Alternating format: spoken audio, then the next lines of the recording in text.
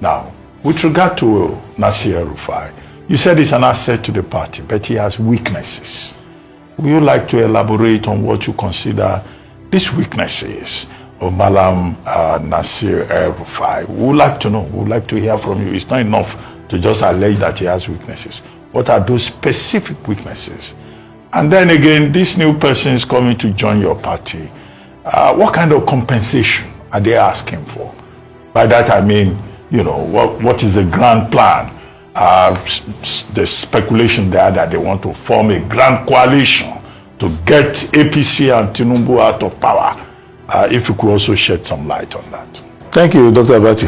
But you permit me, before I go into your question, to address one issue with Ayo here, because a few days ago, she made an untrue, what I consider defamatory statement about me.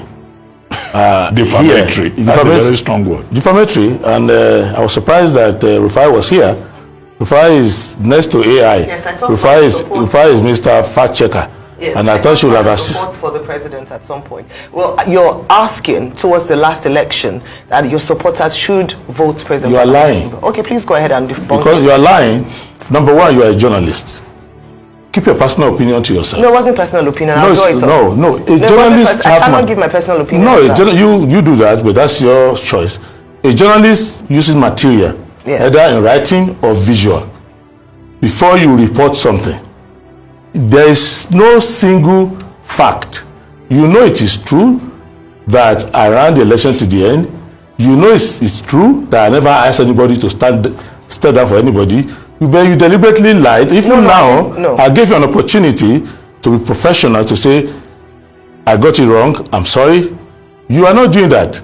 So after giving you the respect, cooperating to your management, coming here to give you an opportunity to be a journalist and not a liar, you are supposed to say, okay, I got it wrong, I apologize, I withdraw it. If you don't do it, the fact that I'm running for president doesn't mean I don't have a personal right. I have a right to sue you, your employers, if you defame me. Doesn't mean that I don't respect the work you are doing here. You have the right to criticize me. You can criticize me. I'm in the public, but don't lie against me.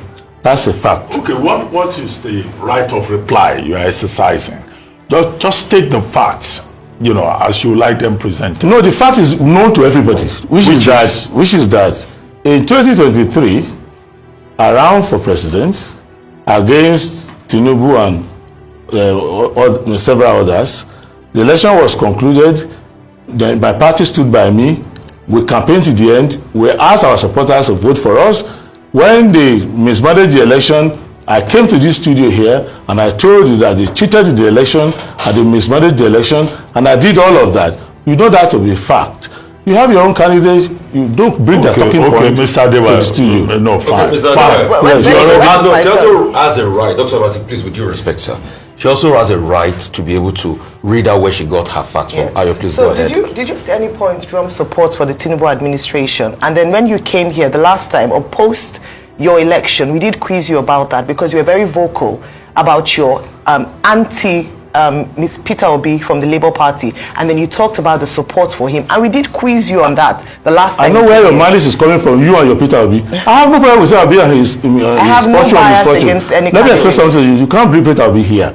Be a journalist, be professional. I have no candidate. In fact, the person who is more disappointed in you is my wife, because she admires you, because she's a professional woman. And what you are doing here is not... We will not have this program. Doctor, we're debating with due respect, the premise. She's a journalist. Let her read the material, where she got her information. Or apologize, and we'll not progress. You have just a few minutes. It doesn't matter. At the end of the day. Let Dr. Abati ask his question. Okay, when he comes to me, I'll tell you. Yeah, and I can come back here if, to deal with that. So,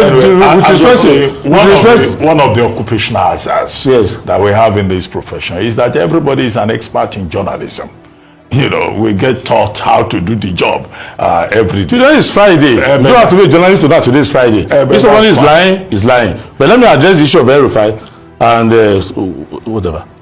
I was interviewed by the media when I welcomed Malam Nasir Rufai into the SDP. And someone said, why was I praising Rufai and all of that? And I said, look, I'm not praising him. I recognize Rufai as someone who's a technocrat and an achiever when you give him executive job to do.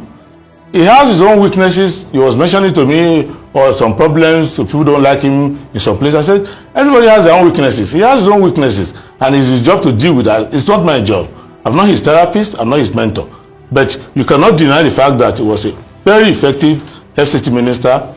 He developed Kaduna with infrastructure, and he was very good and transparent when he was at the BP. His weakness, all of that his weaknesses that you talked about. No, I didn't mention. Let me explain to you. I said to that person, like that El-Rufai, like any other person, has his own weaknesses, and he is the one who work on those. It's not me. I have my own weaknesses. Maybe you are perfect, but I suspect that you have your own weaknesses too. But it's not for me to be the therapist for El-Rufai on that one. The reason why I welcome to my party is that I see him as a patriotic Nigerian, hardworking, very effective in an area where we don't have effective people in government. That's all. Other things. So what's the compensation package? This talk about grand coalition to remove Tinubu from power. Tinubu is going to be removed from power, that one's sure, and there will be an SDP president. As a coalition and all of that is not inside our party.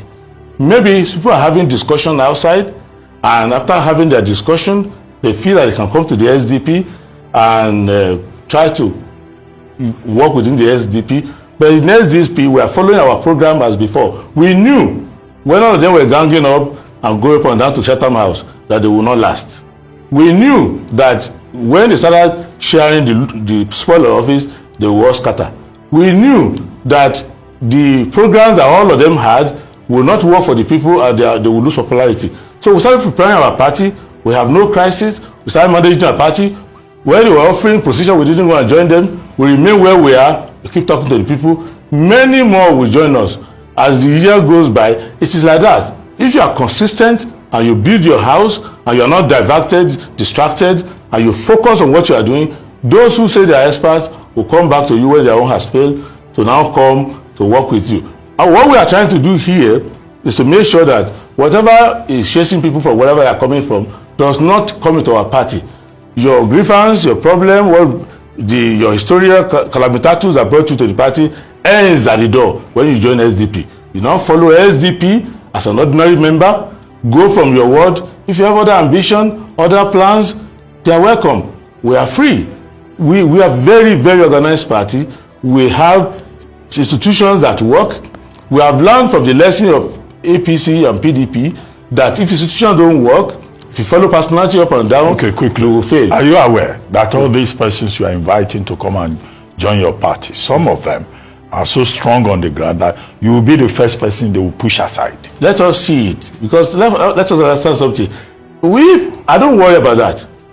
Everybody who is coming in knows that I'm going to run in 2027. Even every person in my party knows I'm going to run. If you come to some of these heavyweights coming, they are push you aside. They are heavyweights to the media. You know, it's the media people who go and serve as their press secretary and all of that. So you really have a grouse. No.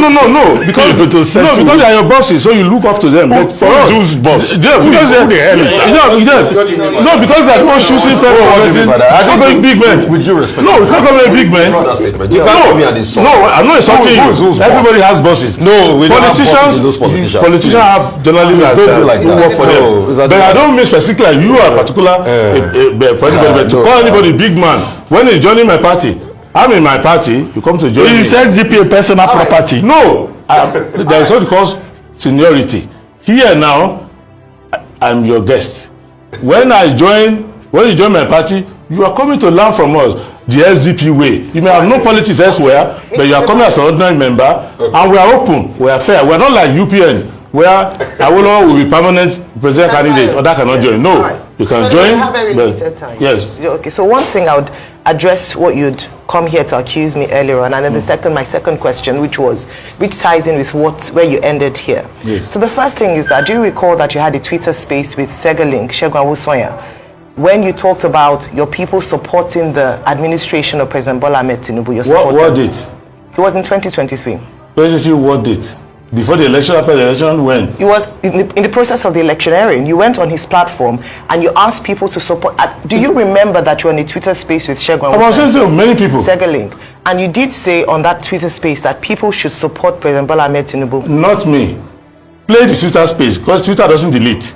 Right, so okay. Play it play. I can come back. Look, this is the job I'm doing now. Right. I'm running for president. Okay, you don't recollect it.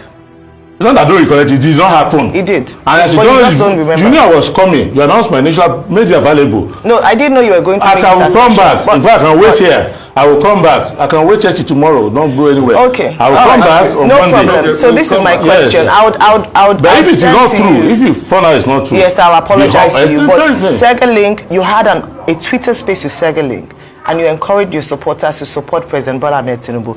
But let me go to the question around. That's not true, though. Hold on. Go ahead. Yeah, let me go to the question around your support or welcoming enthusiastically Malam Nasir El-Rufai to your party. You ran for election as the presidential candidate in 2023. Yes. One would imagine that perhaps what Malam Nasir El-Rufai will be coming to your party for. Do you feel threatened by that? Especially also Dr. Hamza Al-Mustafa had also expressed interest in running for presidency, and they're all coming to your party. You know what they are coming in for. Do you feel threatened, or is that the game plan? Is that part of the coalition you're willing to make in order to defeat APC in 2027? Any coward who will feel threatened by someone coming to his party cannot be president. If I was president, if they didn't come to my party and I become the candidate of my party, I will still have to beat them in their own party to be president. If I'm president, are you saying El-Rufai will not serve my government? And I will say El-Rufai is... No? So you think you can stand against him in an election? Why will I not? That's not an issue. What is important, what SDP is trying to create is that we have a fair process. The people who are not against last time are not lesser than El-Rufai. So the national secretary of our party was 2 times a minister. El-Rufai is 1 time a minister. El-Rufai is a great talent. I respect him. And El-Rufai is more honorable in our interaction. He has told us what he wants to do. It's not our job to tell anyone. But what is clear is that we want them. In fact, the people who want